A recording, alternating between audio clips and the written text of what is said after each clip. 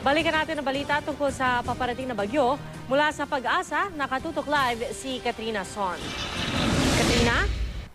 Yes, Pia, bukod nga sa sinabi kanina ni Mang Tani, maaari raw na malaki ang maitulong na papasok na bagyo sa ating bansa ayon sa Pag-asa. Ito raw ay para maibsan ang mga problema natin sa level ng tubig sa dam. Sa pagtaya ng Pag-asa, intense rainfall ang dala ng bagyo na tatawaging Glenda oras na pumasok ng Philippine Area of Responsibility.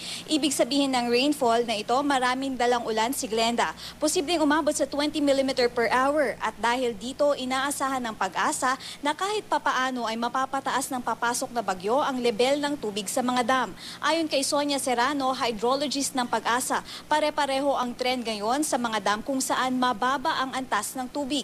Samantala, pinag-iingat din ng Pag-asa ang mga residente na nakatira malapit sa mga landslide-prone areas, lalo na yung mga taga-Central Luzon, Ilocos at Cagayan Region.